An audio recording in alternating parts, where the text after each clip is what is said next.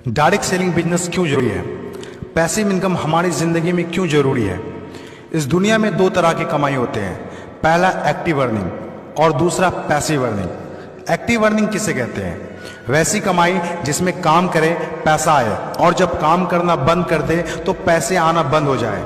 जैसे जॉब पर जा रहे हैं पैसा आ रहा है, जॉब पर जाना बंद पैसे आना बंद। एक दुकानदार दुकान खोल रहा है पैसा आ रहा है, दुकान खोलना बंद पैसे आना बंद। एक किसान खेती कर रहा है पैसा आ रहा है, खेती करना बंद पैसा बंद। एक मजदूर मजदूरी कर रहा है पैसा आ रहा है, मजदूरी करना बंद पैसा बंद। It's called active earning. और दूसरा पैसिव अर्निंग। पैसिव अर्निंग किसे कहते हैं? एक ऐसी कमाई जिसमें एक तय सीमा तक काम करे और उसके बाद काम ना भी करे तो भी अर्निंग होती रहे। It's called passive earning.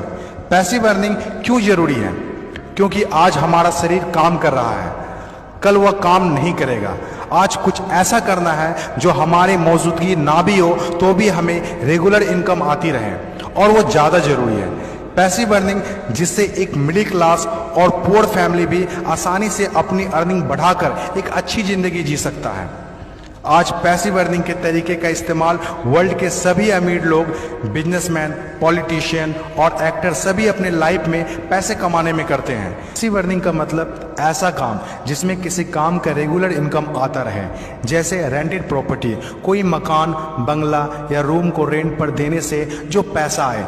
और भी है जैसे fix deposit, real estate, business, YouTube earning, ये सभी पैसिव अर्निंग में आते हैं। आज आपके पास कोई एक ही इनकम ऑफ सोर्स है, चाहे वो जॉब हो या बिजनेस हो या शॉप हो या फिर एग्रीकल्चर, कुछ भी हो।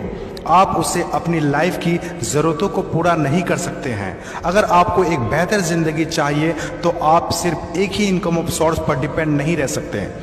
आपको सेकेंड, थर्ड, फोर्थ या ज़्यादा इनकम सोर्स बनाने होंगे। जितनी ज़्यादा इनकम ऑफ सोर्स होगी उतनी ज़्यादा अर्निंग होगी और आप अपने फैमिली को एक बेहतर ज़िंदगी दे पाएंगे। पैसिव अर्निंग करने के लिए आप ऑनलाइन और ऑफलाइन दोनों तरीके से कर सकते हैं। इसीलिए पहले आप कंफर्म करें कि आप किस तरह शुरुआत करना चाहते हैं। आपको बेसिक और सिंपल आइडियाज चाहिए, ज़्यादा रिस्क भी नहीं हो और इन्वेस्टमेंट भी कम लगे। डायरेक्ट सेलिंग बिजनेस सबसे बड़ा एग्जाम्पल है। ये पैसे कमाने का वो रास्ता है जिसमें आप सिर्फ एक बार मेहनत करते हैं और कुछ ऐसे संपत्ति बना देते हैं जो आपको जिंदगी भर पैसे कमा के दे सके। पैसिव अर्निंग को समझाने के लिए मैं आपके साथ एक स्टोरी शेयर करना चाहूँगा। यह कहानी है बर्क हेजेस की किताब द पैराबल्स ऑफ पाइपलाइन।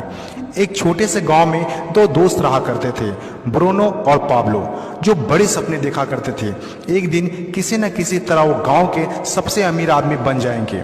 वो दोनों काफ़ी मेहनती थे, उन्हें तो बस एक मौके की तलाश थी और एक दिन उन्हें वह मौका मिल गया।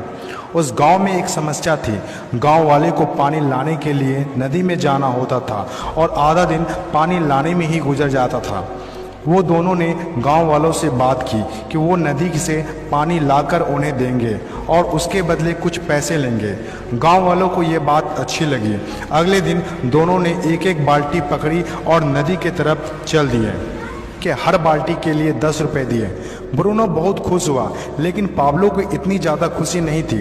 पाब्लो को बाल्टी ढोने की वजह से उसके पीठ में दर्द हो रहा था और हाथों में छाले पड़ गए थे। अगली सुबह फिर से उन्हें ढोने की बात सोचकर ही दहशत हो रही थी। पाब्लो ने नदी से गांव तक पानी लाने का एक अच्छा आइडिया सोचा। जब अगली सुबह दोनों अपनी अपनी बाल्टी उठाकर जाने लगे तो पाब्लो ने कहा, ब्रूनो मेरे पास एक आइडिया है। चंद सिक्कों के बदले मैं दिन भर बाल्टी ढोने की वजह क्यों ना हम नदी से गांव तक पाइपलाइन बना दें। ब्रूनो ने कहा, पागल, हमारे पास एक बेहतरीन नौकरी है, अच्छे पैसे भी मिलते हैं जिससे हम जो चाहें खरीद सकते हैं। अपनी पाइपलाइन के आइडिया को दिमाग से निकाल दो। लेकिन पाब्लो इतनी आसानी से डिमोटिवेट होने वाला नहीं था।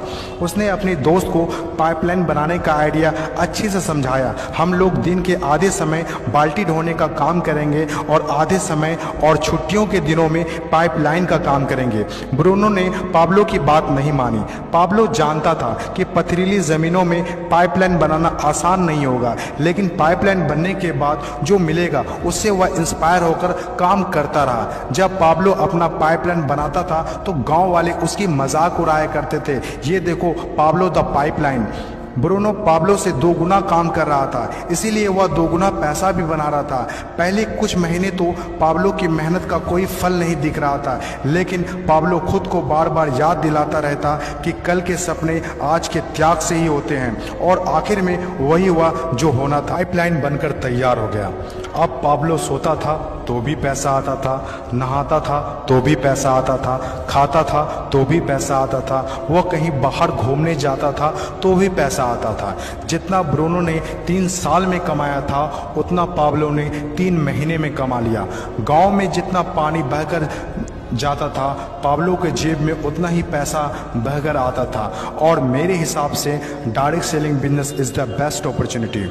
इस कहानी से हम 5 बातें सीखते हैं। पहला, विजन का होना। विजन सबके पास नहीं होता।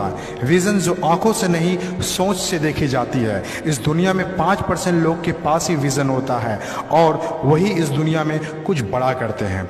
दूसरा, सबसे इम्पोर्टेंट, जब भी आप कुछ हटके करेंगे तो लोग आपका मजाक उड़ाएंगे, ठीक उस पाब्लो की तरह।